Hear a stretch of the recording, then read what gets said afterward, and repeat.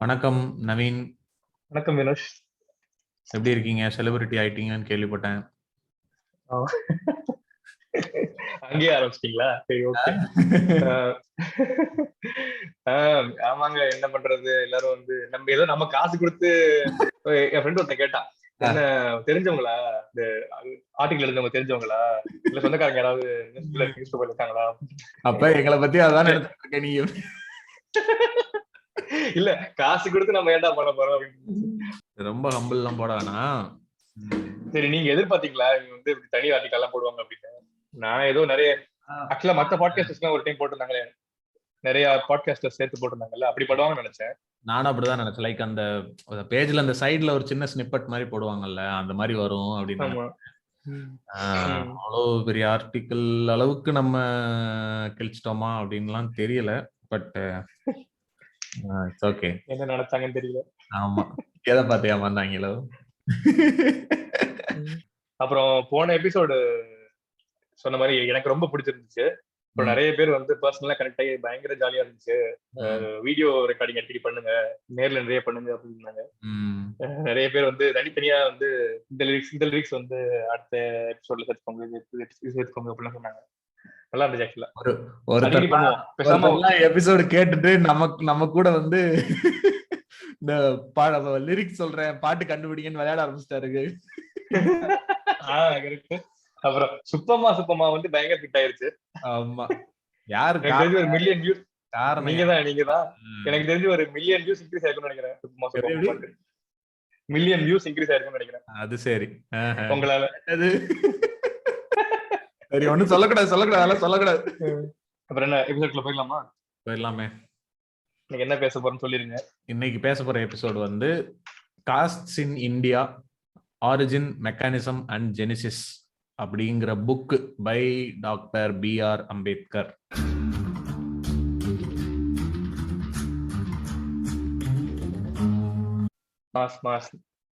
இந்த புக் ஆக்சுவலா நம்ம ஒவ்வொரு சீசனுக்கும் அட்லீஸ்ட் ஒரு 2-3 புக்காவது படிச்சு ப்ராப்பரா இந்த மாதிரி டீடைல்டா வந்து ரிவ்யூன்னு சொல்லக்கூடாது. நம்ம இது ரிவ்யூ இல்ல, அதான் இத பேசுறதுக்கான காரணம் என்ன அப்படின்றது என்னன்னா, லைக் நான் சொல்றேன், ஏன்னா நம்ம படிக்கணும். இல்ல படிக்க மாட்டேங்கிறோம், அதுவும் ஒரு காரணம். நிஜமாவே சொல்றேன், சில விஷயங்கள்லாம் இந்த புக்ல படிச்சுட்டு எப்படி இப்படிலாம் திங்க் பண்ணிருக்காங்க, இவ்வளவு இதனாலதான் இப்படிலாம் வந்திருக்கா, இதனாலதான் இப்படிலாம் படிக்காங்களா அப்படின்னு சில விஷயங்கள் பயங்கர ஆச்சரியமா இருந்துச்சு.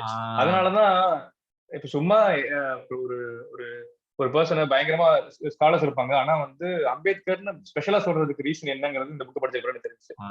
எனக்கு ஆக்சுவலா என்னன்னா, இதுல ஒரு லைன் லாஸ்ட்ல இருக்கும் ஒரு இடத்துல. இது என்ன போட்டிருப்பாரு அப்படின்னா, ஒரு சயின்ஸ்ல வந்து சென்டிமெண்ட்ன்ற விஷயத்த வந்து உள்ள எடுத்துட்டு வரவே கூடாது. சயின்ஸ் வந்து சென்டிமெண்ட்டை மீறி தான் இருக்கணும். அண்ட் ஒரு விஷயத்தை ஜட்ஜ் பண்றப்ப வந்து ஒரு அப்ஜெக்டிவ் வியூ பாயிண்ட்ல இருந்தே தான் பண்ணணும் அப்படின்ற ஒரு லைன் வந்திருக்கும். இது வந்து அந்த தீசிஸ் முடிகிற இடத்துல வரும். எனக்கு என்னன்னா, அவர் அம்பேத்கர் வந்து அவர் என்ன மாதிரி எல்லாம் பாதிக்கப்பட்டாரோ அதனுடைய விளைவு தான் அவர் படிச்சு இந்த ஆராய்ச்சிகளுக்குள்ள எல்லாம் வந்தவர்.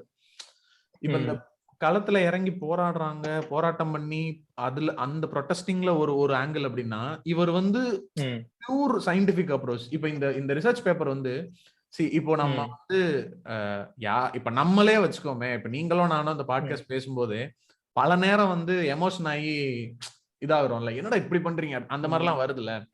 அத வந்து சின்ன வயசுல இருந்து தன்னோட ஒவ்வொரு ஆக்ஷன்லயும் ஒவ்வொரு நாளும் ஃபேஸ் பண்ண ஒருத்தர் வெளியே வந்து அத பத்தி இது எதனால ஆரம்பிச்சுச்சுன்ற ஒரு தீசிஸ் எடுக்கும்போது அத ஃபுல்லா வந்து லைக் யாருமே மறுக்க முடியாததுக்கு அதுக்கு கரெக்டான ரிசர்ச்சும் கரெக்டான ப்ரூஃபையும் கொடுத்து அவ்வளவு ஸ்ட்ராங்கா ஒரு பேஸ் எஸ்டாப்ளிஷ் பண்ணி இதாண்டா ஃபேக்ட் அப்படின்னு சொல்றாரு. அந்த அப்ரோச்சே எனக்கு ஒரு மாதிரி ஆச்சரியமா இருந்துச்சு. எப்படி இவ்வளோ கிளீனா இவ்வளவு கோவத்தையும் வச்சுக்கிட்டு எப்படி வந்து தெளிவா பேச முடியுங்கிறது, அந்த கோவத்தை சேனல் இருக்குல்ல, அத வந்து எவ்வளவு பிரில்லியண்டா பண்றதுன்றது வந்து ரொம்ப ரொம்ப எக்ஸைட்டிங்கா இருந்துச்சு இதை படிக்கும்போது. நான் ஒரு கோட் ரீசெண்டா பார்த்தேன். இந்த ஆர்டிகல் படிச்சுட்டு இல்ல வேற ஏதோ படிச்சுட்டு பார்த்தேன். மாயா ஆஞ்சலோன்னு ஒரு ஆக்டிவிஸ்ட், அவங்களோட ஒரு கோட் பார்த்தேன். Try as much as you can to know better, when you know better do better அப்படின்னு. நம்ம அட்லீஸ்ட் நம்மளுக்கு இருக்க ப்ரிவிலேஜுக்கு நம்ம எவ்வளவு முடியுமோ நம்ம தெரிஞ்சுக்கணும். தெரிஞ்சுட்டு நம்மளுக்கு அதிகம் தெரியுதுன்னா நம்மளுக்கு தெரிஞ்ச அளவுக்கு நம்மளால முடிஞ்ச அளவுக்கு நல்லதா பண்ணணும் அப்படின்னு. சோ அது அந்த கோட் ரொம்ப பிடிச்சிருந்துச்சு. எஸ்பெஷலி இந்த மாதிரி புக்ஸ் எல்லாம் படிக்கிறப்ப இப்ப ஜென்ரலா எல்லாரும் மாதிரி கேஸ்ட் அப்ரோச் பண்ணாம அது தப்பான விஷயம் மட்டும் அப்ரோச் பண்ணாம உள்ள இருக்க இன்ட்ரிகேஷன் டீடைல்ஸ் எல்லாம் புரிஞ்சுக்கணும்னு வச்சுக்கோங்களேன், இன்னும் கொஞ்சம் நம்ம வந்து அதை ப்ராப்பரா ஹேண்டில் பண்ணலாம் அப்படின்னு இருந்துச்சு. அதனால இந்த புக்கு கண்டிப்பா வந்து எக்ஸ்பிளைன் பண்ண வேண்டிய புக்கா இருக்கும் அப்படின்னு நினைச்சேன். அதனாலதான் இந்த எபிசோட். சும்மா வந்துட்டு ஜாதி பாக்குறது தப்பு, ஜாதி எல்லாம் இது அப்படின்னு பேசுறதை விட இப்ப இந்த புக்ல அது எப்படி ஆரம்பிச்சிச்சு, இதனுடைய அடித்தளம் எதுவா இருக்குன்றத பத்தி பேசினா படிக்கும்போது நம்மளுக்கே அது வந்து என்ன இவ்வளவு மட்டமான கான்செப்டா இருக்குன்ற ஒரு அது வந்துருதுல. ஸ்டார்டிங் ஆரம்பத்திலேயே அடிச்சு போட்டிருப்பாரு. இது வந்து ரொம்ப லோக்கல் இந்தியால மட்டும் இருக்க மாதிரி இதுவா இருக்கலாம். ஆனா வந்து as long as caste in India exists, Hindus will hardly intermarry. And Hindus migrate ஆனாங்கன்னா other regions of earth migrate ஆனாங்கன்னா Indian caste would become a world problem போட்டிருப்பாரு. எடுத்தோன்னு போட்டிருப்பாரு. எனக்கு அந்த லைன் படிக்கும்போது உனக்கு தோணுச்சு, இப்போ ரீசெண்டா யூஎஸ்ல இருக்கிற சில யூனிவர்சிட்டிஸ் எல்லாம் வந்து அந்த கேஸ்ட் டிஸ்கிரிமினேஷனையும் one of the discrimination recognise பண்ணி ஆட் பண்ணிருக்காங்கல்ல. அதுக்கு பிரச்சனை பண்ணிட்டு இருக்கானுங்கல்ல அங்க உட்காந்துக்கிட்டு இங்க இருந்து போனவனுங்க. ஆமா, அது என்னமோ கரெக்ட் தான். ஏதோ இப்ப கூட இந்த இந்தியன் மேட்ச் மேக்கிங் ஒரு சீரிஸ் தான் பாத்துட்டு என் ஃப்ரெண்ட் சொல்லிட்டு இருந்தாங்க. பயங்கரமா இருக்குது. இங்க இந்தியால இருக்கிறத விட இந்த போயிட்டு அங்க போய் செட்டில் என்ஆர்ஐஸ் இந்த டயாஸ்போரான்னு சொல்லுவாங்கல்ல, அங்க இருக்கவங்க தான் பயங்கரமா ஃபாலோ பண்றாங்க, ரொம்ப விகரசா பண்றாங்க. கல்யாணம் எல்லாம் பண்ணா 24 வயசுக்கு கல்யாணம் பண்ணிடணும், பசங்களுக்கே அப்படி பண்ணிடணும். அப்புறம் வந்து நம்ம ஊருக்குள்ளே தான் கல்யாணம் பண்ணணும், அந்த மாதிரிலாம் என்னென்னமோ பண்றாங்களாமா. இல்ல அந்த டெமோகிராஃபி ஒரு காரணம்னு வச்சுக்கோங்களேன். இப்போ இங்க வந்து இந்த பிராக்டிசஸ் ரொம்ப சீரியஸா ஃபாலோ பண்ணிட்டு இருந்த ஒரு கூட்டம் வந்து இங்க மைனாரிட்டி ஆயிடுச்சு நம்பர் வைஸ்.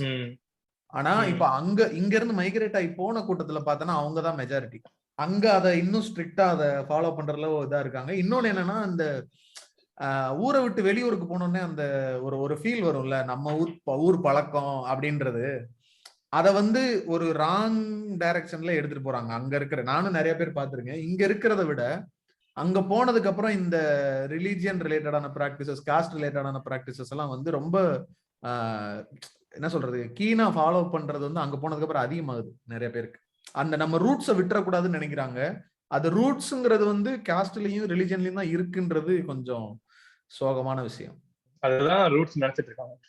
அதான் அப்படி நினைச்சிட்டு இருக்காங்க. ரூட்ஸ்ல கல்ச்சருங்கிறத வந்து இந்த ஜாதி அடிப்படையிலான பிராக்டிசஸ் இல்லாம, அப்ரெசிவான பிராக்டிசஸ் இல்லாமலும் உங்களுடைய ரூட்ஸை மெயின்டைன் பண்ண முடியும். அதுக்கு தான் இந்த மாதிரி புத்தகங்கள்லாம் படிங்க. ஆனா பண்ண மாட்டோம். ஓகே, இந்த எபிசோடு வந்து அதான் இந்த புக்கே வந்து எப்படி இருக்கும் அப்படின்னா, இது வந்து காஸ்ட் ஜாதிகளுடைய origin, genesis and mechanism. Actually என்னங்கறத சொல்லிடலாம். இது வந்து ஒரு ரிசர்ச் பேப்பர். அம்பேத்கர் வந்து கொலம்பியா யூனிவர்சிட்டியில ஒரு செமினார்ல பிரசன்ட் பண்ண பேப்பர் இது. அது வந்து ஆக்சுவலா அம்பேத்கரோட நிறைய புக்ஸ் வந்து இந்த மாதிரி பேப்பர்ஸா பப்ளிஷ் பண்ண விஷயங்கள் தான். இப்போ வந்து புக்ஸ் அவைலபிளா இருக்கு. ரொம்ப சின்ன புக் தான், 30 பேஜ் தான். இல்ல அதான் இது வந்து ஒரு ஆக்சுவலா இது ஒரு புக்குன்றது கூட இல்ல, இது வந்து ஒரு ஆர்டிகல் மாதிரி தான் இருக்கும். ஒரு பேப்பர் அத வந்து புக்கா போட்டிருப்பாங்க. 30 பேஜ்ன்றதும் நார்மல் A3 சைஸா A5 சைஸா A5 சைஸ் புக்லயே ஒரு A5 அவ்வளவுதான் வரும். இதுல வந்து ஜெனசிஸ், மெக்கானிசம், ஸ்ப்ரெட் இந்த 3 விஷயத்தை தான் கவர் பண்ணிருப்பாரு. எல்லாத்தையுமே கேஸ்ட் பத்தி எல்லாத்தையுமே பேச முடியாது. அதனால வந்து நம்ம வந்து நம்மளோட சர்க்கிள் வந்து இதுக்குள்ள டிஃபைன் பண்ணிக்கலாம். Genesis, mechanism and spread of the caste இதை பத்தி மட்டும் பேசலாம் அப்படிங்கிறது. நம்ம ஸ்டார்ட் பண்றப்ப தெரியும், நம்ம ஏர்லி இந்தியன்ஸ் எபிசோட்ஸ் எல்லாம் பேசுற மாதிரி இந்தியன் பாப்புலேஷன் வந்து மிக்சர் ஆஃப் நிறைய different ethnic groups, Aryans, Dravidians, Mongoloids, அந்த மாதிரி நிறைய பேர் இருப்பாங்க. எல்லாருமே வந்து கொஞ்சம் கொஞ்சமா வந்து மைக்ரேஷன் நடக்கும். நிறைய பேர் வந்து கொஞ்சம் கொஞ்சமா வந்து உள்ள வந்திருப்பாங்க.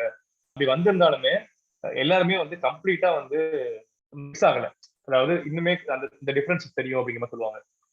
கரெக்டா? இப்போ வந்து நார்த்லயும் சவுத்லயும் பயங்கர டிஃபரன்சஸ் இருக்கும், ஈஸ்டுக்கும் வெஸ்டுக்கும் பயங்கர டிஃபரன்சஸ் இருக்கும். அந்த மாதிரி வந்து ஒரு ஹெட்ரோஜினஸ் குரூப் தான். ஆமா, ஓகேவா? ஆனா இவர் சொல்ற விஷயம் மற்ற கண்ட்ரீஸ்க்கும் இந்தியாவுக்கும் இருக்க டிஃபரன்ஸ் என்னன்னு சொல்றாரு அப்படின்னா, இந்தியா வந்து ஒரு கல்ச்சுரல் யூனிட்டி இருக்கும். இந்தியா ஃபுல்லா ஒரு கல்ச்சுரல் யூனிட்டி இருக்கும். அது வேற எங்கேயுமே பார்க்க முடியாத அளவுக்கு ஒரு கல்ச்சுரல் யூனிட்டி இருக்கும் அப்படிங்கிற மாதிரி சொல்லுவாரு. அதை கன்சிடர் பண்ணிட்டு நம்ம கேஸ்ட் அப்ரோச் பண்ணணும். அது இருந்தாலுமே எப்படி வந்து ஒரு கேஸ்ட் ஃபார்ம் ஆயிருக்குதான் அதை பத்தி தான் பேசுவாரு. அதான் இதுல வந்து அவரு நம்ம ஏற்கனவே வேற சில எபிசோடுகள்ல இதை பத்தி ரொம்ப முக்கியமா பேசணும்னு நினைச்சிருந்தோம். இந்த புக்குடைய மெயின் பாயிண்ட்டுமே அதுதான். லைக் இந்த காஸ்ட் சிஸ்டம் வந்து இவ்வளவு வருஷம் இப்படி இது கிரியேட் ஆனதுக்கும் இது இவ்வளவு வருஷம் ஸ்ட்ராங்கா தாங்கி நிக்கிறதுக்கும் இருக்கக்கூடிய அந்த எசன்ஸே என்னன்னு இவர் இதுல சொல்லியிருப்பாரு அப்படின்னா எண்டோகேமி தான் சொல்லியிருப்பாரு. எண்டோகேமி அப்படின்னா ஒரே கம்யூனிட்டிக்குள்ளேயே கல்யாணம் பண்ணிக்கிறது, வெளியில இருக்கிற யாரு கூடயும் பண்ணாம.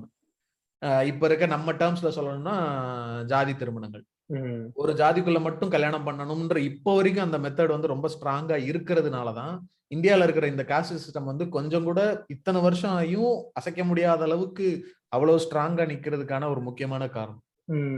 ஆமா, இவர் முக்கியமா இன்னொரு விஷயம் என்ன சொல்லியிருப்பாரு அப்படின்னா, நிறைய பேர் இதுக்கு முன்னாடி காஸ்ட் எக்ஸ்பிளைன் பண்ண ட்ரை பண்ணிருக்காங்க, நிறைய ஸ்காலர்ஸ் எக்ஸ்பிளைன் பண்ண ட்ரை பண்ணிருக்காங்க. அவங்க எல்லாருமே வந்து ஒவ்வொரு ஆஸ்பெக்ட் சொல்லியிருப்பாங்க. ஆனா நிறைய நான் பாக்குற எந்த பிரச்சனையா பாக்குறேன் அப்படின்னா, எல்லாருமே வந்து கேஸ்ட் வந்து ஒரு சிங்கிள் யூனிட்டா பாக்குறாங்க, கேஸ்ட் வந்து ஒரு isolated unit by itself அப்படி அந்த மாதிரி பாக்குறாங்க. ஆனா அது அப்படி கிடையாது. இது வந்து it is a group within itself அப்படிங்கிற சொல்லுவாங்க. இது ஒரு கேஸ்ட் சிஸ்டம் ஹோலா பார்த்தா மட்டும்தான் அவங்களால கேஸ்ட் புரிஞ்சிக்கவே முடியும் அப்படிப்பாரு.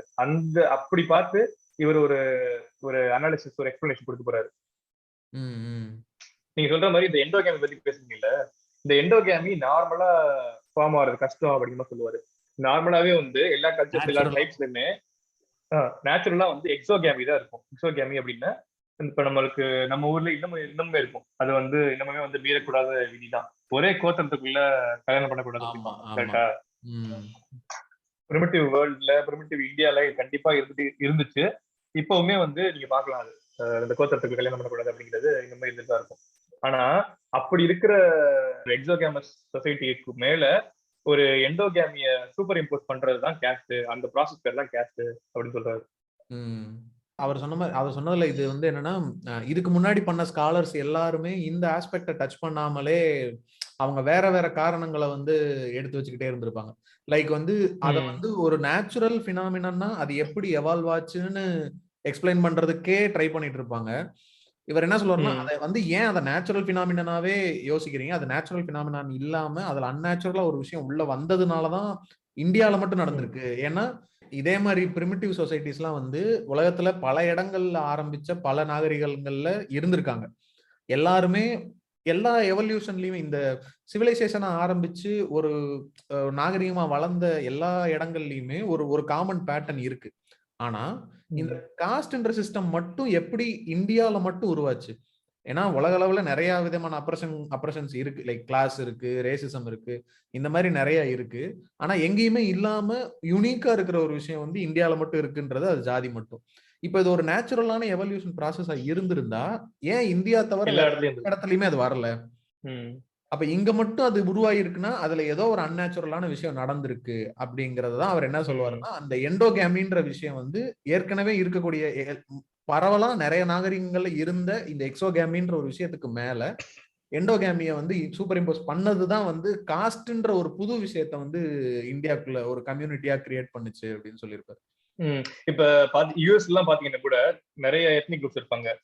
ஆப்பிரிக்கன் அமெரிக்கன்ஸ் இருப்பாங்க, அமெரிக்கன் இந்தியன்ஸ் இருப்பாங்க, ஒயிட்ஸ் இருப்பாங்க, ஹிஸ்பானிக்ஸ் சொல்லுவாங்க, அப்புறம் ஏஷியன்ஸ் இருப்பாங்க, எல்லாருமே இருப்பாங்க.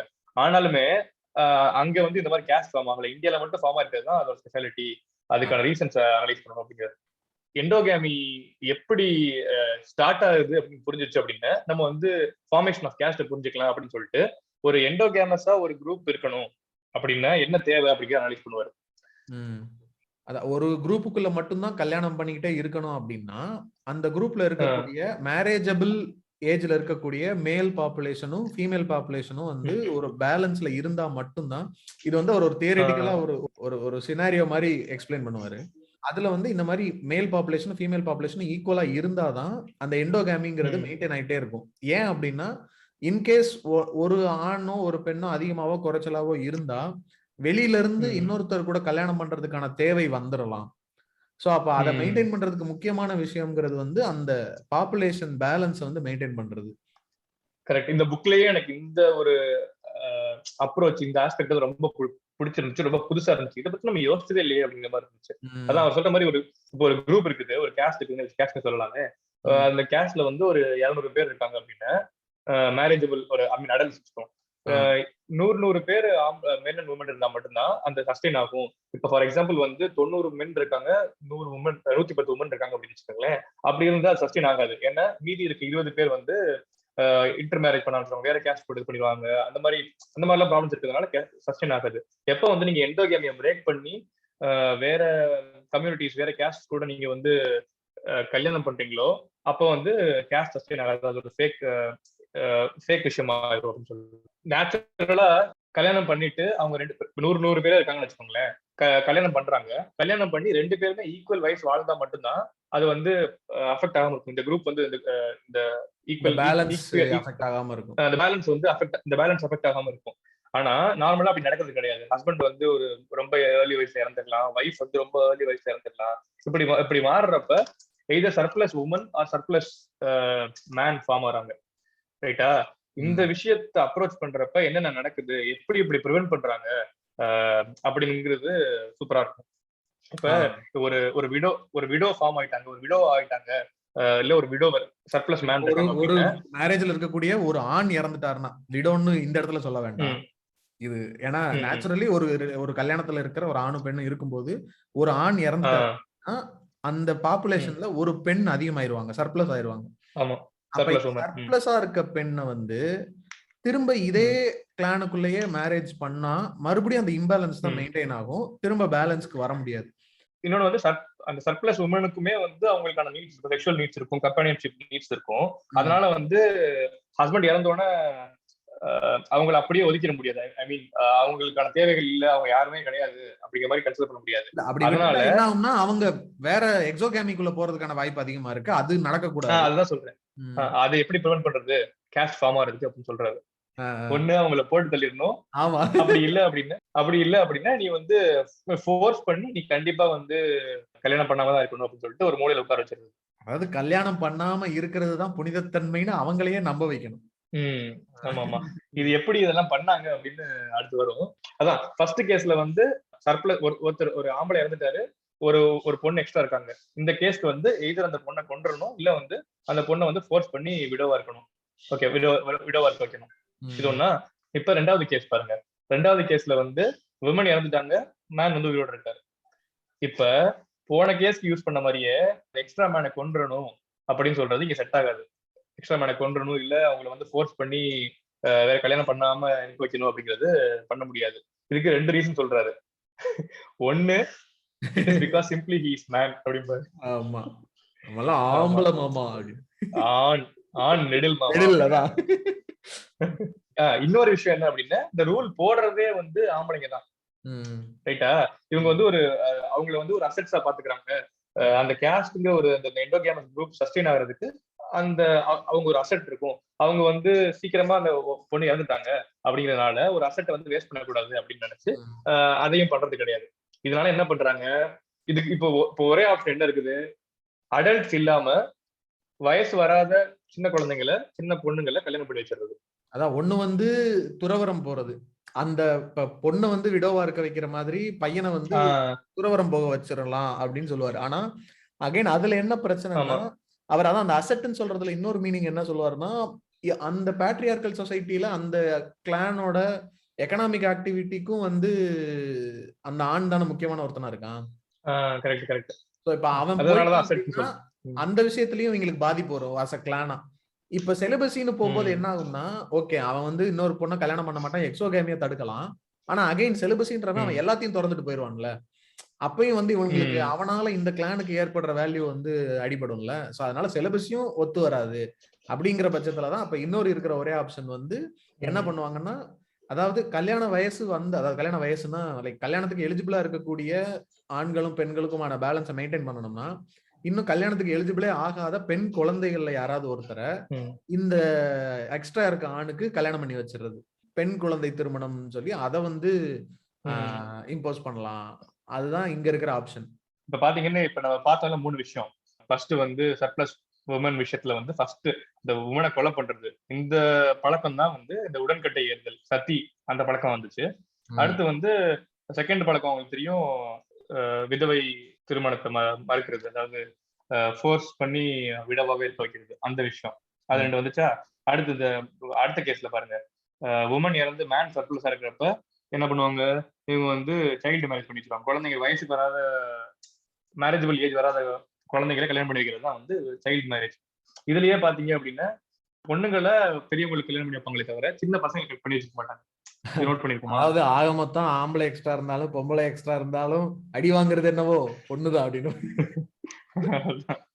யாருக்கு பிரச்சனை வந்தாலும் கடைசியில அடி வாங்க போறது என்னவோ நான் தான் அப்படின்னு சிம்பிளா இந்த கேஸ்ட் படிக்கிறது மறுபடியும் இந்த தாமு சொல்லுவார்ல, நல்லா அடிச்சாங்கடா ஆனா சூப்பரா அடிச்சாங்கடா அப்படிம்பாங்க.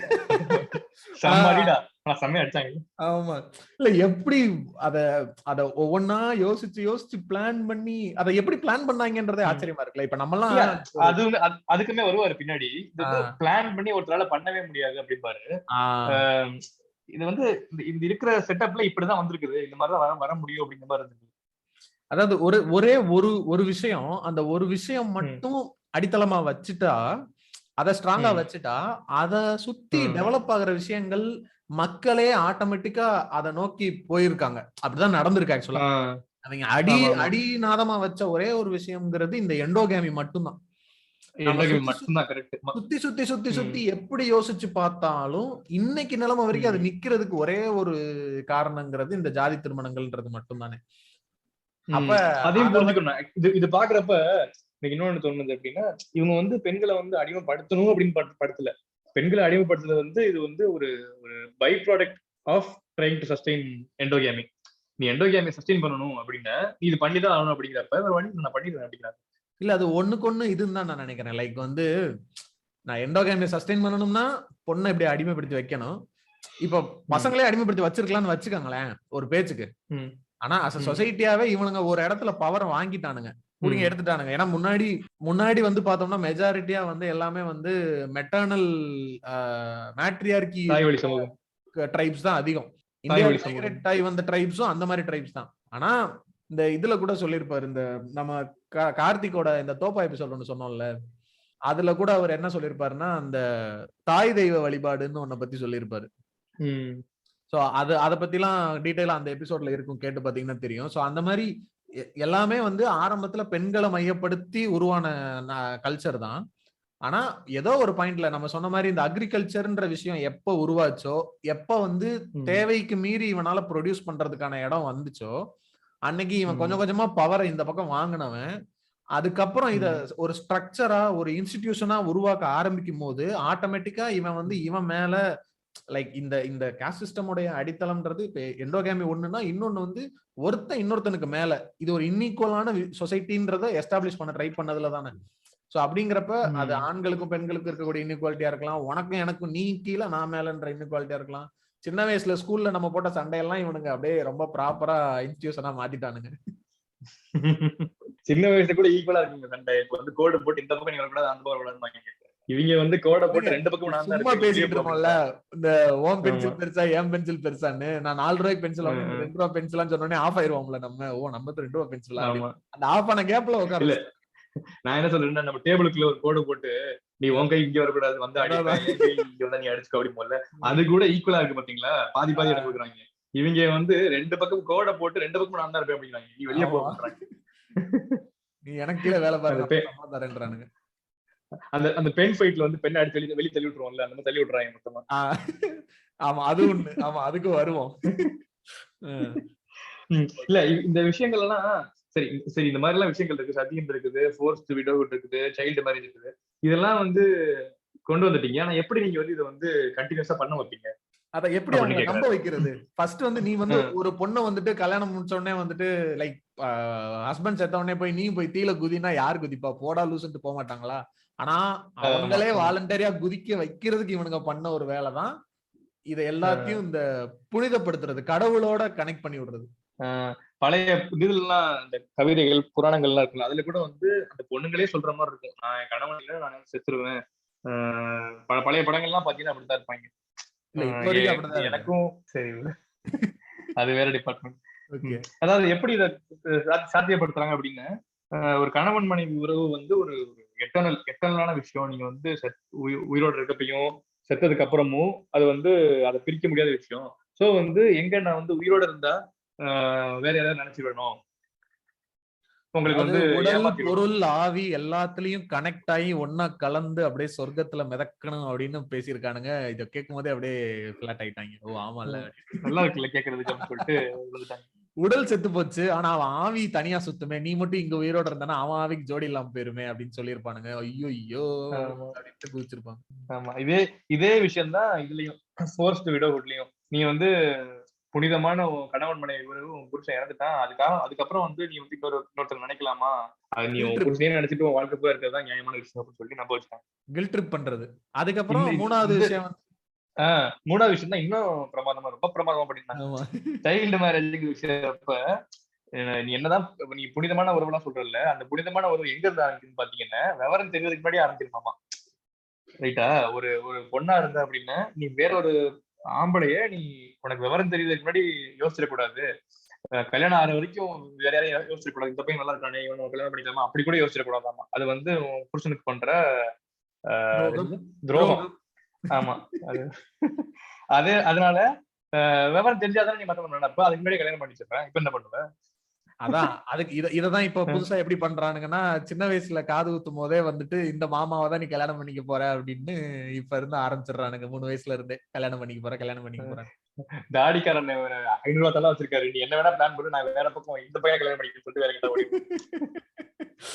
ரைட். அதான் இப்போ இந்த ஆரிஜின் விஷயத்துல வந்து இதுதான் சொல்லியிருப்பாரு.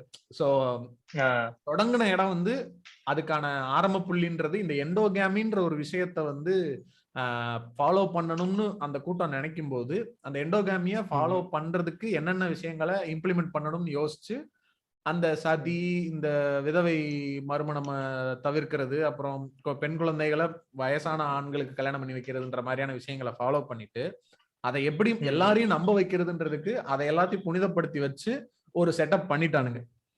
இது இங்க இருந்துதான் தொடங்குது. அதாவது லைக் இது எப்படி உருவாச்சுங்கிறதுக்கு பின்னாடி வருவாரு. இந்த மாதிரி தனித்தனி குரூப்பா உருவானதே ஃபர்ஸ்ட் அப்படிங்கிறது. ஆனா இந்த குரூப் உருவாகி இது ஒரு கேஸ்ட் சிஸ்டமா ஃபார்ம் ஆகுறப்போ அது ஏற்கனவே சொன்ன மாதிரி எக்ஸோகேமில எண்டோகேமியை எப்படி சூப்பர் இம்போஸ் பண்ணானுங்க, அதை எப்படி மெயின்டைன் பண்ணானுங்க அப்படின்றதுதான் இதுல சொல்லியிருப்பாரு. இன்னொரு விஷயம் எனக்கு இவர் சொன்னதுல இன்னொரு விஷயம் எனக்கு ரொம்ப பிடிச்சது என்ன அப்படின்னா, எனக்கு ரொம்ப தோணிட்டு இருப்பேன் முன்னாடியே. மனுன்ற கிங் இருக்காருல்ல, அவரை வந்து நம்ம ஆளுங்க நம்ம சைட்ல இருக்கவங்களே வந்து அவர் ஏதோ அவராலதான் அடிச்சு அவர் வந்து ஒரு பயங்கர வில்லனா சித்தரிக்கிறது. ஓகேவா? ஓகே, அவர் வில்லனா இருக்கலாம், ஆனா வந்து எவ்வளவு கிரெடிட் தர முடியுமோ அதை விட அதிகமா கொடுக்குறது அவர் தான் வந்து இந்த மாதிரி கேஸ்ட் சிஸ்டமே உருவாக்குனாரு அப்படிங்கிற மாதிரிலாம் நம்மளுக்கு ஒரு தாட் இருக்கும். அதை இவர் உடைச்சிருப்பாரு.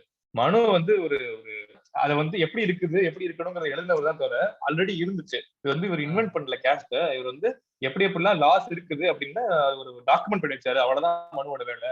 ஒரே ஒருத்தர் சொல்லி கோடிக்கணக்கான மக்களை வந்து நீங்க ஒரு மோசமான சிஸ்டத்தை ஃபாலோ பண்ண வைக்கணும் அப்படிங்கிற முடியவே முடியாது அப்படிங்கிறாரு.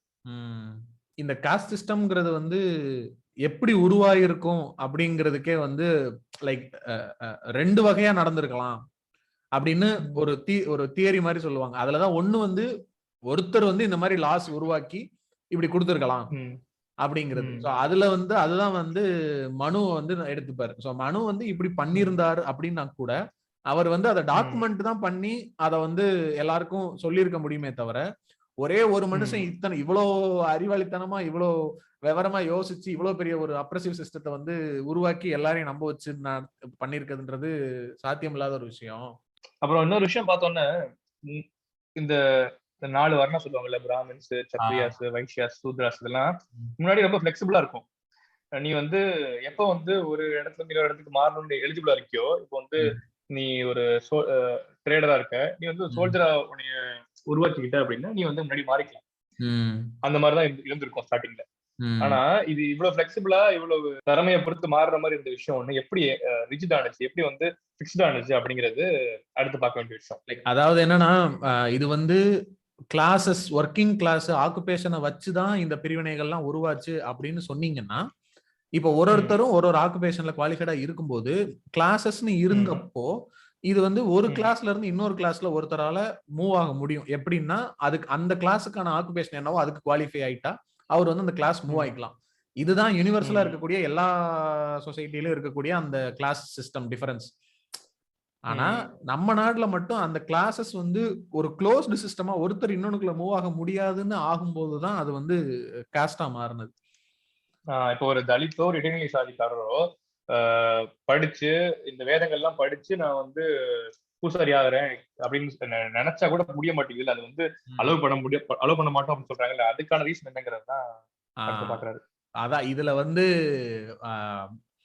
நீங்க இந்த இது சொல்லியிருப்பாருல, இந்த முன்னாடி பண்ண சில ரிசர்ச் ஸ்காலர்ஸ் வந்து இதை வந்து எடுத்து பேசும்போதெல்லாம் என்ன பண்ணிருப்பாங்கன்னா, சொசைட்டி வந்து it is composed of individuals அப்படிங்கிற ஒரு மனநிலையிலே அப்ரோச் பண்ணிருப்பாங்க. கரெக்ட். சொசைட்டிங்கிறது இண்டிவிஜுவல்ஸே கிடையாது. ஒவ்வொரு இண்டிவிஜுவலும் ஏதோ ஒரு கிளாஸ்ல ஒரு அங்கமா தான் இருப்பான். அப்ப இந்த சொசைட்டிங்கிறது சமூகம், இந்த கிளாஸ் வந்து என்ன வேணா இருக்கலாம். வெறும் எக்கனாமிக்கா மட்டும் இருக்க அவசியம் இல்ல. சொசைட்டி சோசியலா இருக்கலாம், எக்கனாமிக்கலா இருக்கலாம், அந்த மாதிரி ரிலீஜியஸா இருக்கலாம், நிறைய சொல்லுவாங்க. அந்த மாதிரி இருக்கப்போ சொசைட்டிங்கிறது ஒரு நிறைய கிளாஸஸ் சேர்ந்ததுதான் வந்து ஒரு சமூகமா இருக்க முடியும். அந்த அப்ரோச்ல எடுத்து பார்த்தா மட்டும்தான் இந்தியால ஏன் இந்த காஸ்ட் சிஸ்டம்ன்றது உருவாச்சுங்கிறத பார்க்க முடியும்னு சொல்லிட்டு அதுலதான் வந்து இதை சொல்லுவாரு. இந்த மாதிரி ஆக்குபேஷன் வைஸ் 2 பிரிஞ்சிருக்கு அப்படின்னா ஒண்ணுல இருந்து இன்னொன்னு மூவ் பண்ண முடியறதா இருக்கணும். ஆனா மூவ் பண்ணாத மாதிரி இங்க மாறிடுச்சு.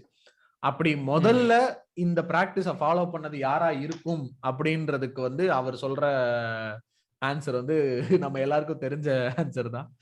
பிராமின்ஸ் தான் ஃபர்ஸ்ட் இதை ஆரம்பிச்சிருப்பாங்க. ஏன்னா அவங்க தான் வந்து இந்த சொசைட்டில ஒரு ஹையர் சோசியல் ஸ்டேட்ல இருந்தாங்க. அப்போ ஆக்சுவலா அவர் அதை ஃபாலோ பண்ணிருப்பாங்க அப்படிங்கிற ஒரு ஸ்டேட்மெண்ட்டுக்கும் ஒரு ப்ராப்பரான ஒரு ஜஸ்டிபிகேஷன் கொடுத்திருப்பாரு. ஆமா ஆமா, அதுக்குதான் சில விஷயங்கள் சொல்றாரு. அதுலதான் வந்து என்ன ஒரு முக்கியமான விஷயம் சொல்லியிருப்பாருன்னா, நீங்க நல்லா நோட் பண்ணி பாத்தீங்கன்னா, இப்ப நம்ம சொன்ன இந்த எண்டோகேமியை தக்க வச்சுக்கிறதுக்கான இந்த பிராக்டிசஸ் எல்லாம் இருக்குல்ல, இந்த பேட்ரியார்கியல் சிஸ்டம், இந்த விடோஹுட், சத்தி, அப்புறம் வந்து சின்ன குழந்தைகளை பெண்களுக்கு திருமணம் பண்ணி கொடுக்கறது, இதெல்லாம் வந்து அவர் இந்த ரிசர்ச் பேப்பர் சப்மிட் பண்ண காலத்துல அப்ப வரைக்குமே வந்து ரொம்ப ஸ்ட்ரிக்டா ஃபாலோ பண்ணிட்டு இருந்த ஒரு ஒரு ஒரு கம்யூனிட்டி யாரு அப்படின்னு பாத்தீங்கன்னா, அது வந்து இந்த பிராமின் கம்யூனிட்டி தான். அதை ரொம்ப ஸ்ட்ரிக்டா ஃபாலோ பண்ணிட்டு இருக்காங்க. எனக்கு ரொம்ப ரீசெண்டா வரைக்குமே வந்து பிராமின் லேடிஸ் தான் ரொம்ப, இந்த விடோஹுட் அப்புறம் பிராமின் லேடிஸ் தான் ரொம்ப வந்து டார்ச்சர் பண்ணுவாங்க. ஏதோ மொட்டையெல்லாம் அடிச்சு தனியா வீட்டுல உட்கார சொல்லுவாங்க, அந்த மாதிரி சொல்லுவாங்க. அதுதான் ரொம்ப ஸ்ட்ரிக்டா ஃபாலோ பண்றது. அதுதான் நான் சொல்ல வந்தேன். இப்ப என்னன்னா, இவரு இந்த ரிசர்ச் பேப்பர் சப்மிட் பண்ணப்ப இப்ப வரைக்கும் ஃபாலோ பண்றாங்கன்னு அவர் சொல்லியிருக்காரு. நான் வந்து ரொம்ப சமீபத்துல ஒரு ஒரு ஒரு ஃப்ரெண்டோட வெட்டிங்க்கு போயிருந்தேன். அவங்க வந்து அது வந்து ஒரு பிராமின் ஃபேமிலி வெட்டிங். அது எனக்கு வந்து இதுதான் ஃபர்ஸ்ட் டைம் நான் அட்டெண்ட் பண்றேன் நேர்ல. எனக்கு வந்து ஒரு அவங்க அங்க நடந்த சில விஷயங்கள் வந்து எப்படி சொல்றது, இதுல என்ன ஷாக் இருக்குன்னு ஒரு வகை எடுத்துக்கலாம். இது அது எதிர்பார்த்ததுதானன்ற மாதிரியும் சொல்லலாம். ஆனா இப்ப வரைக்கும் இப்படி இருக்கா அப்படிங்கிற மாதிரியான ஷாக் எல்லாம் நிறைய இருந்துச்சு. அதுல அதான் இப்ப இவர் சொல்ற மாதிரி இப்ப இன்னைக்கு வரைக்கும் அதை ரொம்ப ஸ்ட்ரிக்டா ஃபாலோ பண்றாங்க பிராமின்ஸ் அப்படிங்கிறதுக்கான ஒரு லைவா நான் பார்த்த விஷயம் தான் அது. என்னன்னா ஃபர்ஸ்ட் விஷயமே எனக்கு ஷாக் ஆனது என்னன்னா, அவங்க வந்து ஒரு இன்விடேஷன் கொடுத்தாங்க. அந்த இன்விடேஷன் வந்து நம்ம அந்த பழைய ஸ்டைல் இருக்கும்ல, இந்த ரோஸ் எல்லோ, அந்த ஸ்டைல் அதுல கொடுத்திருந்தாங்க. நான் அந்த இன்விடேஷனை படிக்கிறேன். நிறைய அதுல சமஸ்கிருதத்துலதான் நிறைய கலந்து இருக்கு. அது வந்து நம்ம அதை குறையா சொல்ல முடியாது. அது அவங்களுடைய வழக்கம், அது அவங்க அதை போட்டிருக்காங்கன்னு எடுத்துக்கலாம். அந்த கல்யாண பொண்ணு அவங்க பழக்கமா ஏன் டெய்லி சமஸ்கிருதத்துல பேசிட்டு இருக்காங்க வீட்டுல? நான் என்னன்னா சரி அதை நான் எப்படி எடுத்துக்கிறேன்னா, சரி அது கூட அவங்களுடைய, அதை கூட விடு. ஆமா அதான் அப்படி அதை கூட விட்டுருவோம். அதுல வந்து என்னன்னா, அந்த கல்யாண பொண்ணு பேரை தவிர வேற எந்த ஒரு லேடிஸோட நேமுமே அந்த மொத்த பத்திரிகையிலே இல்ல. இப்ப பொண்ணு பேர் போட்டுருந்தாங்களா? பொண்ணு பேரு, அதாவது எந்த ப்ராடக்ட்ட செல் பண்றோமோ அந்த ப்ராடக்ட்டோட டீடைல்ஸ் கொடுக்கணும்ல. அது சரி, அவங்கள பொறுத்த வரைக்கும் ப்ராடக்ட் தானே. ஆக்சுவலா நல்லா சொன்னீங்க ப்ராடக்ட்னு. இன்னும் அந்த கன்னியாதானம், அதுக்கு அந்த மேட்டர் தான் அடுத்து வர்றேன். கல்யாணத்தை வந்து கன்னியாதானம் சொல்லுவாங்க. அப்படியே அடுத்து வர்றேன். இதுல ஃபர்ஸ்ட் ஷாக் இது. இப்போ நம்ம ஜெனரலா நம்ம கேள்விப்பட்ட மற்ற ஜாதி வெட்டிங்ல இருக்க இன்விடேஷன் எல்லாம் பாத்தீங்கன்னா, இப்போ வந்து இந்த தாத்தாவும் இந்த பாட்டியும் அவங்களுடைய மகனும் மகளும் அவங்களோட குழந்தை இப்படித்தானே போட்டிருப்பாங்க. இதுல வந்து எப்படி இருந்துச்சுன்னா, ஒரு மூத்தவர் ஒருத்தர் ஒரு ஆணோட பேரை போட்டு இவரோட பேரனும், அடுத்து அவங்க அப்பா பேரை போட்டு இவரோட பையனும், அடுத்து இவரோட இன்னொரு தாத்தா பேரை போட்டு இவரோட பேத்தியும் இவரோட பொண்ணும். அப்படி கூட பொண்ணும் பையனும் கூட இல்ல. நம்ம இதுல வந்து எப்படி இருக்கும்னா, இந்த ஜெனரலான இடைநிலை சாதிகள்லயோ இல்ல மற்ற பிராமின் அல்லாத ஜாதிகள்ல வந்து இருக்கக்கூடிய அந்த பத்திரிகையில வந்து மெஜாரிட்டி எப்படி இருக்கும் அப்படின்னா, இவங்க இருவருக்கும் திருமணம் நிச்சயிக்கப்பட்டு இருக்கும். இதுல என்ன இருந்துச்சுன்னா, இந்த தாத்தாவுடைய பேத்தியும் இந்த இவருடைய பொண்ணுமான இந்த பெண்ணை இவரோட பேரனும் இவரோட பையனுமான இந்த பையனுக்கு கன்னிகாதானம் செய்து கொடுப்பதாக முடிவு செய்து இந்த சுபயோகம் இங்கெல்லாம் நடக்குது, இந்த சுப முகூர்த்தம் இப்படி எல்லாம் நடக்குது அப்படின்றத மட்டும்தான் இருந்துச்சு. திருமணம்ன்றதோ கல்யாணம்ன்றதோ வார்த்தையே இல்ல, பச்சைக்கிளின்ற வார்த்தையே இல்ல. இணை ஏற்பலாம் இல்லையா, கல்யாணமே இல்லையா இவருக்கு இணை. எனக்கு அதுவே பெரிய ஷாக்கு. அதுக்கப்புறம் அங்க நேர்ல போய் பார்த்தா எல்லா பிராக்டிஸுமே இன்னும் அந்த இப்ப கல்யாணத்துக்கு போறீங்கன்னா அவங்க எல்லாம் எப்படியும் உங்க ஃப்ரெண்ட் அப்படின்னா எப்படியும் நல்லா படிச்சு ஒரு எப்படி ஐடி ப்ரொஃபஷனலா இருப்பாங்களா கரெக்டா? ஆமா. அப்படி இருக்கிற ஒரு சொசைட்டிலேயே இவ்வளவு ப்ரிவிலேஜ் இருக்கிற சொசைட்டிலேயே, ஐ மீன் சொசைட்டி இன் சென்ஸ் கிளாஸ் சொல்றேன், நல்ல ரிச்சா இருக்கவங்க கிட்டே வந்து இதை வந்து அப்போஸ் பண்ண முடியல, இதை வந்து பழக்கத்தை மாத்த முடியல அப்படின்னு இன்னும் கொஞ்சம் பூரா இருக்கவங்க எல்லாம் எப்படி இதை பண்ணுவாங்க பாருங்க. மாத்தவே முடியாது. அது வந்து என்னன்னா அந்த என்னுடைய ஃப்ரெண்டும் அவங்க கல்யாணம் பண்ணிக்கிட்டவங்களும் வந்து அவங்க 2 பேருக்கும் இதுல உடன்பாடு இல்ல. ஆனா என்னன்னா அவங்க 2 பேரும் வந்து ஓடுனா மட்டும் உன்னை விட்டுருவானா, அதேதான் அது ஒண்ணு. அவங்க வந்து ஃபாரின்ல இருந்து வந்து கல்யாணம் பண்ணிட்டு 2 பேரும் ஃபாரின் போறாங்க. அவங்களுக்கு என்னன்னா 1 மாசம் இங்க இருக்கேன், தயவு செஞ்சு எங்களை டென்ஷன் பண்ணாம என்ன செய்யணுமோ செஞ்சுட்டு அனுப்பிடுங்க அப்படின்ற மாதிரி வந்துட்டு முடிச்சு கிளம்பிட்டாங்க.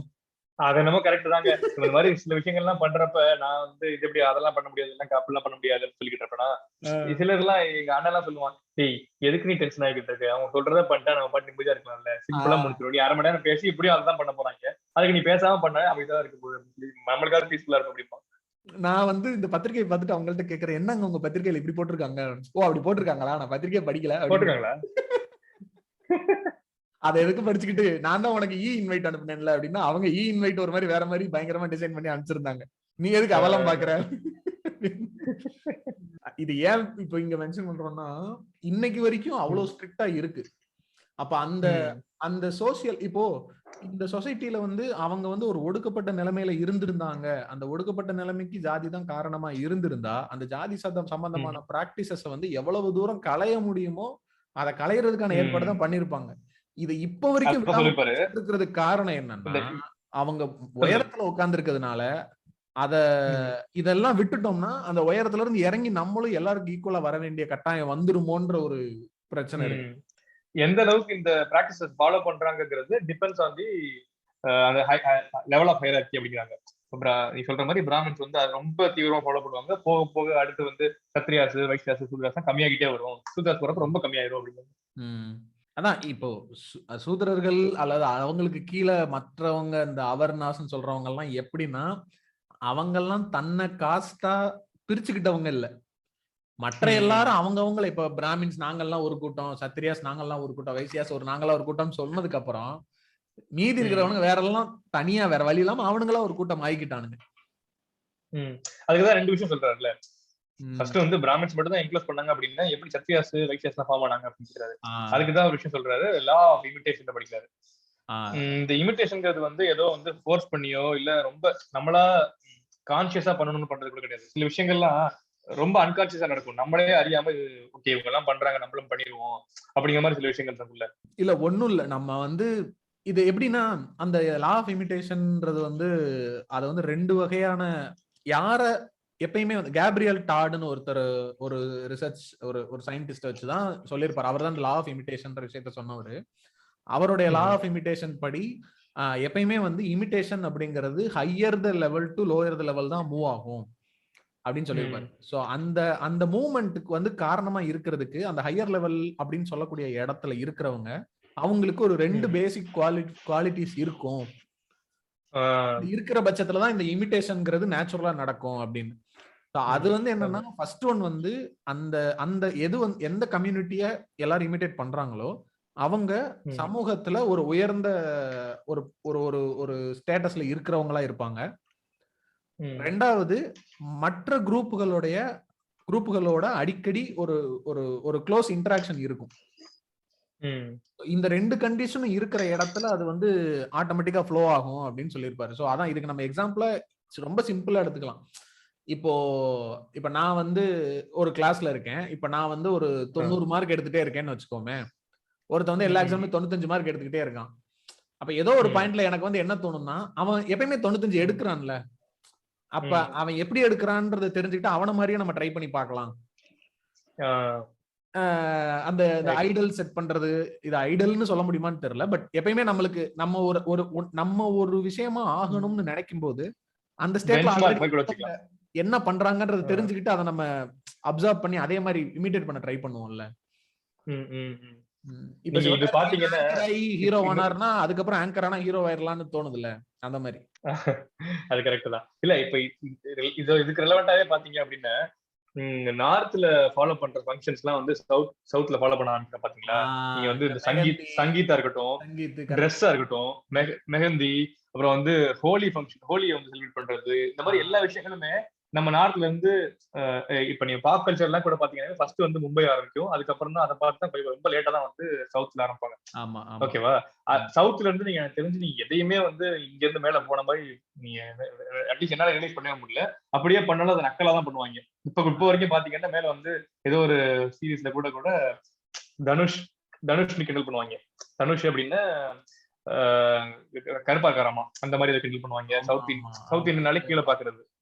கரெக்ட். ஆமா. சோ அதான் இவங்க என்னன்னா ஒரு பிரஸ்டீஜியஸ் பொசிஷன்ல இருக்கிறவங்க, ஒரு வெல் கனெக்டடா இருக்க ஒரு கம்யூனிட்டில இருந்து தான் இது ஆரிஜின் ஆயிருக்க முடியும். அங்க இருந்து தான் மத்தவங்க இமிடேட் பண்ண ஆரம்பிப்பாங்க அப்படிங்கிறாங்க.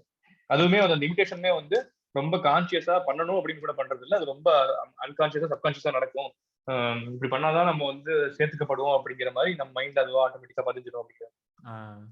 இது ஒரு வகையா இது வந்து ஆக்சுவலா என்ன அப்படின்னா, இந்த காஸ்ட் சிஸ்டம் உருவானதுக்கு அப்புறம் இது எப்படி பரவலா எல்லாராலையும் ஏத்துக்கப்படுற மாதிரியான ஒரு விஷயமா மாறுச்சுன்றதுல முதல் விஷயம் இந்த இமிடேஷன். ரெண்டாவது விஷயம் வந்து என்ன அப்படின்னா எக்ஸ்கம்யூனிகேஷன் ஒரு விஷயத்த சொல்லுவாரு.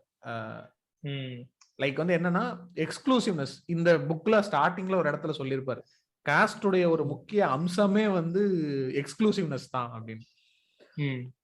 ஒருத்தனை என்கிட்ட இருந்து டிஃபரன்சியேட் பண்ணி வெளியே தள்ளி வைக்கிறது தான் வந்து இதோடைய மெயினான ஆஸ்பெக்ட்.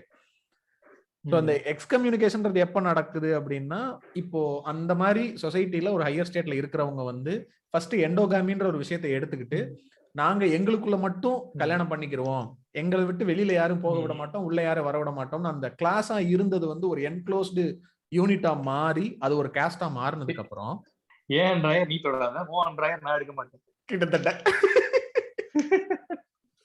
அப்படி மாறினதுக்கு அப்புறம் அந்த மீதி இருக்கிற ஆட்கள்லாம் இருக்காங்கல்ல, அதுல இப்ப நம்ம இந்த சொன்ன மாதிரி இமிடேஷன் ஒரு காரணமா இருக்கலாம், இல்ல அவங்க அடுத்த நிலையில ஹையர் ஸ்டேச்சர்ல இருக்கிறவங்களா இருக்கலாம். இப்ப வைசியாசோ சத்ரியாசோ அவங்கெல்லாம் வந்துட்டு ஓ அப்ப அவங்க அப்படி அவங்களுக்குள்ள பண்ணாங்கன்னா நாங்களும் அப்ப எங்களுக்குள்ள பண்ணிக்கிறோம் அப்படின்னு சொல்லி ஒவ்வொருத்தவங்களும் தனித்தனி குரூப்பா பிரிய அப்படிதான் வந்து மல்டிபிள் காஸ்ட் சிஸ்டம்ன்றது இந்தியால உருவாயிருக்கு. ஒவ்வொருத்தனும் அவனுக்குள்ள ஓ அப்ப நீ அப்படி பண்றியா, அப்ப நீ என்னை சேர்த்துக்க மாட்டேன், நான் உன்னை சேர்த்துக்க மாட்டேன், நான் எனக்குள்ள கல்யாணம் பண்ணிக்கிறேன். இப்படியே போயிட்டு இந்த ஐடியாலஜியை ஒத்துக்காத, இந்த ஐடியாலஜியை எதிர்க்கிற, இந்த ஐடியாலஜி கூட உடன்பாடு இல்லாம இருக்கக்கூடிய சில மக்கள்லாம் இருக்காங்கல்ல, அவங்க எல்லாரும் அவங்களுடைய விருப்பம் இல்லாமலே ஆட்டோமேட்டிக்கா வந்து ஒரு யூனிட்டா மாறிட்டாங்க. ஆக்சுவலா ஒரு வழி இல்ல, நீ வேற எங்கயாவது நீ வேற யூனிட்ஸ் கூட நீ கல்யாணம் பண்ணணும் மிங்கிள் ஆகணும் நினைச்சாலுமே முடியாது, வழியே இல்ல அப்படின்னு ஆகிறப்ப வழி லெஃப்ட் ஓவரா இருக்கிறவங்க எல்லாம் சேர்ந்து அவங்க ஒரு குரூப்ன்ற மாதிரி தான் ஆயிரும், வேற வழி இல்ல. ஒரு லைன் சொல்லிருப்பாரு, ஒரு டயலாக் மாதிரி ஒன்னு சொல்லிருப்பாரு, some closed the door, others found it closed against them. அப்படிதான் இந்த மாதிரி ஏகப்பட்ட காஸ்ட்ன்றது வந்து உருவாச்சு. அதான் இப்ப நம்ம ஏற்கனவே சொன்ன மாதிரி இது வந்து பிராமின்ஸோ இல்ல மனுவோ வந்து ஆரம்பிச்ச இடத்துல இருந்து இப்ப இருந்து இப்படி பல ஜாதிகளை உருவாக்கணும்னு நினைச்சவங்க பண்ணல. அவங்களுடைய அந்த அந்த பியூரிட்டின்ற விஷயத்த இந்த மாதிரி விஷயங்களை சொல்லி நாங்க எப்பயுமே வசத்தின்னு காட்டிக்கிறதுக்காக அவங்க ஒதுங்கினதை பார்த்து நிறைய அடுத்தடுத்து இருந்த எல்லா மக்களும் அதை ஃபாலோ பண்ண ஆரம்பிச்சு கொஞ்சம் கொஞ்சமா போயிட்டு தான் அது வந்து இப்படி இவ்வளவு பெரிய ஒரு இன்ஸ்டிடியூஷனா மாறி இருக்கு. இன்னொரு வார்த்தை கூட சொல்லிருப்பாரு, காஸ்ட்ங்கிறது இட் கேன் நெவர் பி சிங்குலர்னு இருப்பாரு. அதுதான் இவரோட அப்ரோச்ல ஒரு டிஃபரன்ஸே அதுதான். மத்தவங்களுக்கும் இவருக்கும் ஒரு டிஃபரன்ஸே அதுதான் இவரே சொல்லுவாரு. எல்லாருமே வந்து காஸ்ட் ஒரு சிங்குலர் யூனிட்டா பாக்குறாங்க, இது ஒரு குரூப், இது ஒரு சிஸ்டமா பாக்கல அப்படின்னா உங்களால காஸ்ட் புரிஞ்சிக்கவே முடியாது. சிஸ்டம்ன்றதை தாண்டி நீங்க ஜாதி அப்படின்ற வார்த்தையே தப்பு அப்படின்ற மாதிரி சொல்லுவாரு. ஜாதிகள்ன்றதுதான் கரெக்டா இருக்கும். ஏன்னா ஒருத்த வந்து நான் ஒரு கூட்டம்னு பிரிச்சுட்டாலே ஆட்டோமேட்டிக்கா இன்னொரு கூட்டம்ன்றது ஒண்ணு உருவாயிரும். அப்ப இது வந்து என்னைக்குமே ஒருமையில இருக்கவே முடியாது. இது வந்து ப்ளூரல்ல மட்டுமே சொல்ல வேண்டிய வார்த்தை அப்படின்னு சொல்லியிருப்பாரு. சோ இதுதான் ஆக்சுவலா இப்ப இது வரைக்கும் நம்ம பேசுனதுதான் வந்து இந்த பேப்பர்ல வந்து அவர் மொத்தமா சொல்ல வந்திருக்கிற விஷயமா இருக்கும்.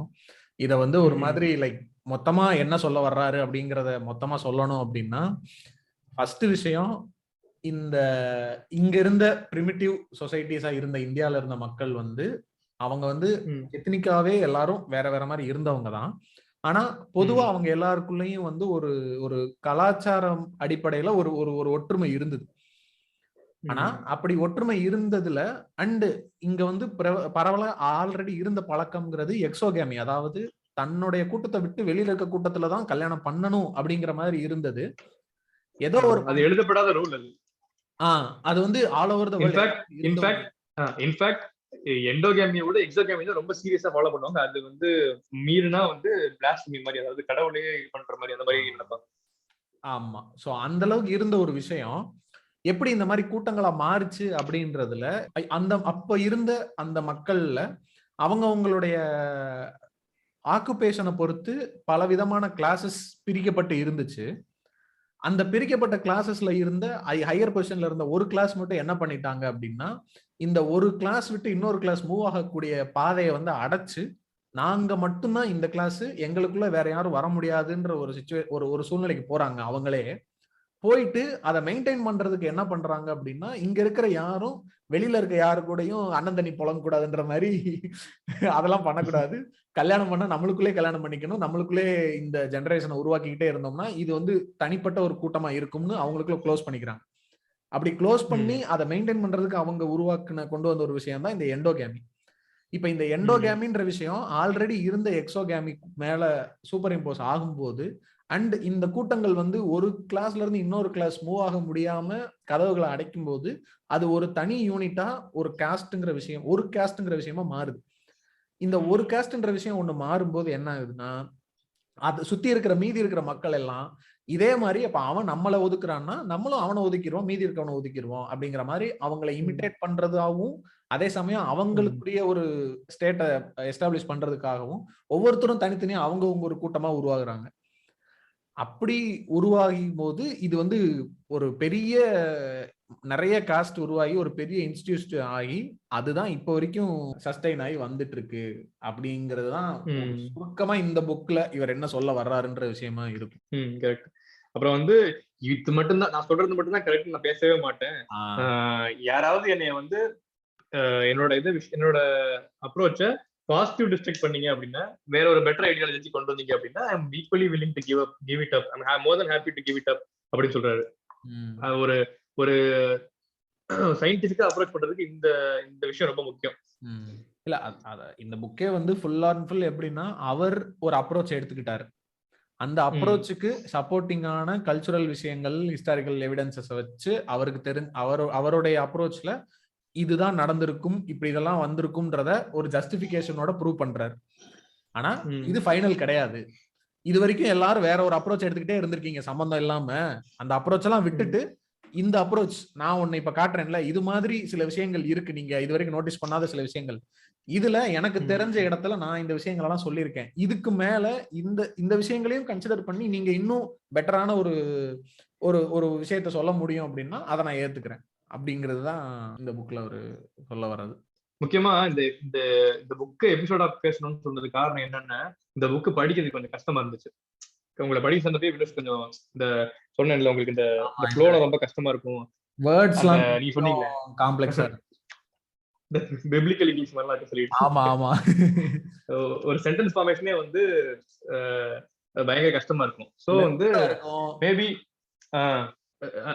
இதனால சில பேர் யாராவது படிக்காம இருப்பீங்களே, படிக்க கஷ்டமா இருக்குன்னு சொல்லிட்டு மேபி ஸ்டார்ட் பண்ணிட்டு முடிக்காம இருப்பீங்களா, அந்த மாதிரி இருக்கவங்களுக்கு கூட இது நம்ம ஒரு பாட்காஸ்டா பேசணும் அப்படின்னா அந்த உள்ள இருக்க விஷயத்தை வந்து சம்மரைஸ் பண்ணி சொன்னோம் அப்படின்னா ரொம்ப ஈஸியா இருக்கும் அப்படின்னு அந்த ஒரு அப்ரோச்காக இது வந்து எபிசோடா பண்ணது. ஆமா, இன்னொன்னு புரிஞ்சுக்கிறது கொஞ்சம் ஈஸியா இருக்கும். முதல்ல இதுதான் பேசியிருக்காருன்றதோட புரிஞ்சுக்கிட்டே திரும்ப படிக்க ஆரம்பிச்சா மேபி இன்னும் பெட்டரா இருக்கும். அண்ட் இந்த புக்கை நிறைய படிக்கணும். ஜாதின்ற விஷயத்த வந்து நம்ம ஒவ்வொரு தடவையும் வந்து அது தப்பு, அது இருக்கக்கூடாதுன்னு நம்ம கோவப்பட்டு உணர்ச்சி வசப்பட்டு கத்திட்டே இருக்கிறத தவிர அதுக்கும் மேல அதை வந்து சயின்டிபிக்கான ஒரு அப்ரோச்ல இது என்ன எதனால இப்படி ஆரம்பிச்சிருக்கோம். நம்ம அடிக்கடி இதுக்கு முன்னாடி 2-3 எபிசோட கூட சொல்லியிருப்போம்ல, எப்படி யோசிச்சிருக்கான் பாருங்களேன், இந்த யோசிச்சவன் எப்படி இதை யோசிச்சிருப்பான், எப்படி இது இவ்வளவு நாள் கொண்டு வந்திருப்பான்ற அந்த ஒரு ஆச்சரியம் இருந்துகிட்டே இருக்கும்ல. அந்த ஆச்சரியத்துக்கு ஒரு வகையில நிறைய ஆன்சர் இதுல இருந்துச்சு. லைக் இதான் ஒருத்தன் அது கூட பாருங்களேன், அது ஒருத்தன் யோசிச்சிருக்க முடியாது அப்படிங்கறது கூட சொல்லிருப்பாரு. அந்த மாதிரி அது வந்து அது எப்படி வந்திருக்கும், அது எதனால இவ்வளவு ஸ்ட்ராங்கா இருக்கு, இந்த கேள்வி இருந்துகிட்டே இருக்குல்ல நம்மளுக்கு. இப்போ இன்னைக்கு வரைக்குமே நம்ம எத்தனையோ பேர் பேசுறோம். இப்ப நம்ம இவரு பெரியார் பேசின காலத்துல இருந்து இப்ப பெண்ணின் அடிமையானால் புக்ல கூட சில விஷயங்கள்லாம் மென்ஷன் ஆயிருக்கும் போது அவர் சொல்லியிருப்பாரு, இன்னும் 50 வருஷத்துல இந்த புக்குக்கான தேவை இல்லாம போயிருக்கும் அப்படின்னு கூட சொல்லியிருப்பாரு. 80 வருஷம் கழிச்சு இன்னைக்கும் அந்த புக்கை மறுபடியும் பிரிண்ட் பண்ணி மறுபடியும் நல்லா சேல்ஸ் ஆகுது. அப்படியும் அதை ஏத்துக்க முடியாத கூட்டம் தான் மெஜாரிட்டியா இருக்கு. அது அது அது இப்ப வரைக்கும் இப்படி போய்கிட்டு இருக்கும்போது இவ்வளவு ஸ்ட்ராங்கா நம்ம மனசுக்குள்ள இது பதிஞ்சிருக்கு நம்மளுக்கே தெரியாம அப்படின்னா இது இது எப்படிடா சாத்தியம்ன்ற ஒரு கோபம். அந்த காலேஜ்ல ஹிஜாப் போட்டு வர பொண்ணு கிட்ட வந்து ஜெய் ஸ்ரீராம்னு கத்துவாங்க, 2022 தெரிஞ்சிருந்து வச்சுக்கோங்க, பெரியார் போல சொல்லியிருக்க மாட்டாரு, 50 வருஷத்துல தேவைப்படாம அப்படின்னு சொல்லியிருக்க மாட்டாரு. ஒரு முக்கியமான விஷயத்தை டச் பண்ணிட்டீங்க, கொடுமைங்க. எப்படி அதெல்லாம் இல்ல, சில விஷயங்கள்லாம் பாக்குறப்ப இப்ப நீங்க இந்த மாயா சம்மா செஷன் எல்லாம் போயிட்டு பயங்கர ஹோப்ஃபுல்லா இருக்குது, மேபி நம்ம ஜெனரேஷன் அடுத்த ஜெனரேஷன்ல மாறிடும் அப்படின்னு நினைக்கிறப்ப ஸ்டூடெண்ட்ஸ், காலேஜ்ல படிக்கிற ஸ்டூடெண்ட்ஸ் வந்து கூட படிக்கிற பொண்ணுங்களுக்கு அகேன்ஸ்டா ஒரு மைனாரிட்டி ரிலிஜனுக்கு அகேன்ஸ்டா இப்படி வந்து பண்ண முடியும் அப்படின்னு பண்ணுவாங்க அப்படின்னு நினைக்கிறப்ப இமேஜினே பண்ணி பார்க்க முடியல. இப்ப நம்ம எல்லாம் காலேஜ்ல படிக்கிறப்போ ஒரு ரிலிஜனையோ கேஸ்டையோ அதுக்கான அவேர்னஸ் கூட, இந்த பையன் இந்த கேஸ்ட், இந்த பையன் இந்த ரிலிஜன், அதுக்கான ஒரு டிஃபரன்ஸே பார்க்க மாட்டோம்ல. அந்த மைண்டே அப்படி நம்ம மைண்ட்ல கான்சியஸா இருக்காதுல்ல. இவன் இந்த ரிலிஜியன், இவன் என் கூட பேசிக்கிட்டு இருக்கிறவன் ஒரு முஸ்லீம்ன்றதெல்லாம் எனக்கு நம்மளுக்கு ஞாபகத்திலே இருக்காது. ஆமா, இல்ல அப்படியே இந்த ரிலிஜன் இந்த கேஸ்ட் அப்படின்னு சொன்னா கூட அது ஒரு இன்ஃபர்மேஷனா தெரியுமே தவிர அதுக்கான டிஸ்கிரிமினேஷனுக்கான பேசிஸே இங்க இருக்காது.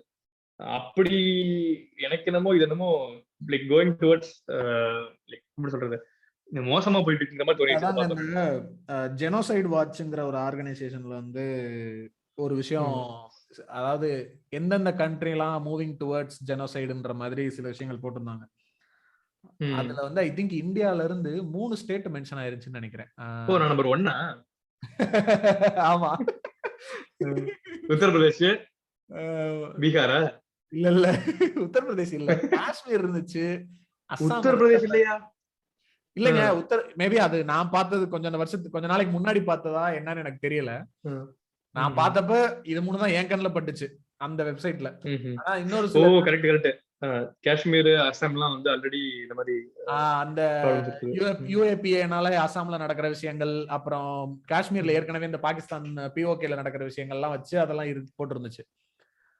ஜெனரலாவே பொதுவாவே இந்தியா வந்து அந்த ஜெனோசைடு வந்து ஒரு கண்ட்ரில நடக்க போகுதுன்னா அதுக்கு வந்து 10 ஸ்டேஜஸ் இருக்குன்னு சொல்லுவாங்க. அதுல வந்து இந்தியா வந்து 7வது ஸ்டேஜ்ல 8வது ஸ்டேஜ்ல இருக்கு. இப்போ நம்ம வந்து ரொம்ப தூரத்துல இல்லங்கிறது ஒரு இது பயப்பட வேண்டிய விஷயம். அதே சமயம் இல்ல, இந்த 7வது இடத்துல இருக்கு காரணம் என்னன்னா, இப்படி ஒரு கும்பலா ஸ்டூடெண்ட்ஸ் வந்து காவி ஷாலை போட்டுட்டு வந்து நேஷனல் கொடியை இறக்கிட்டு காவி கொடி ஏத்துறாங்க. அத வந்து இவங்க சப்போர்ட் பண்றாங்க பாத்தீங்களா? எப்படி அவங்க ஜெய் ஸ்ரீராம்னு கத்துறாங்க, இந்த பொண்ணு பொண்ணு கத்துது அப்படின்னு கேக்குறாங்க பாத்தீங்களா? அங்கதான் பிரச்சனை இருக்கு. அவன் இந்த இடத்துல வந்து கத்துனான்றதே இவங்களுக்கு கேள்வியா வரமாட்டேங்குது.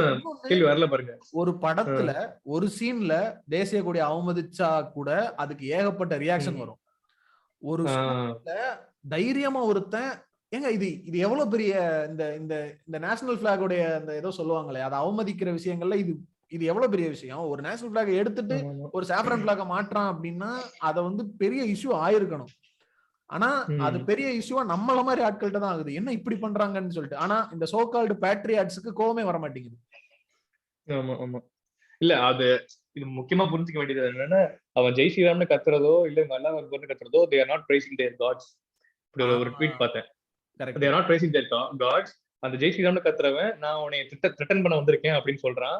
அல்லாஹ் அக்பர்னு திரும்பி கத்துற பொண்ணு வந்து நான் உனக்கு பயப்படல அப்படின்னு சொல்லுது. இதை புரிஞ்சுக்கணும். பொண்ணு வாய்ப்பே இல்லைங்க.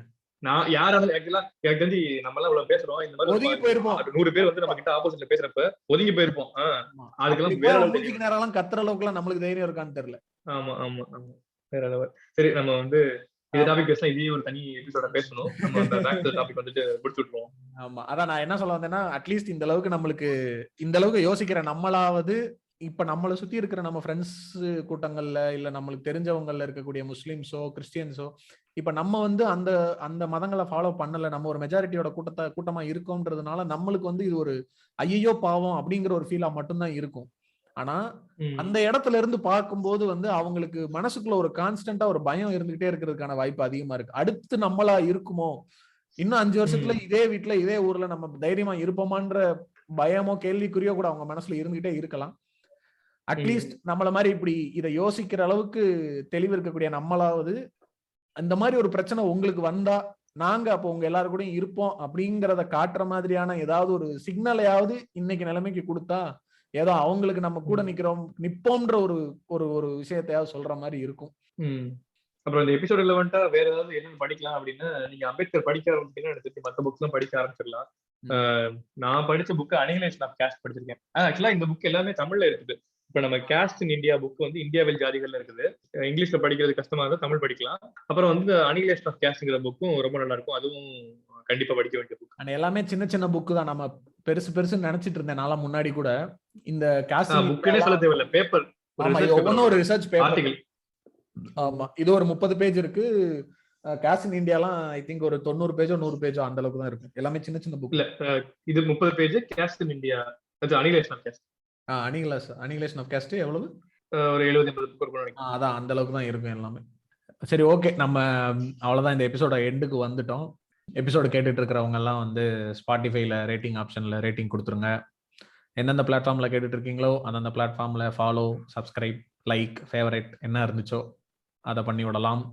இன்ஸ்டாகிராம்ல Veena_podcast பேஜுக்கு ஃபாலோ பண்ணலாம், மெசேஜ் பண்ணலாம், என்ன வேணா பண்ணலாம். மெசேஜ் பண்ணலாம், ரிப்ளை பண்ணுவீங்களா? பண்ணுவோமே, பண்ணிட்டு தானே இருக்கோம். மெசேஜ் பண்ணி யாராவது இல்லைன்னு பிராது கொடுத்தாங்கன்னா சொல்லுங்க. இந்த எபிசோட் வந்து நன்றின்னு சொல்லாம ஜெய் பீம் சொல்லி முடிக்கிறது தான் கரெக்டா இருக்கும் நினைக்கிறேன். சோ ஜெய் பீம். ஜெய் பீம்.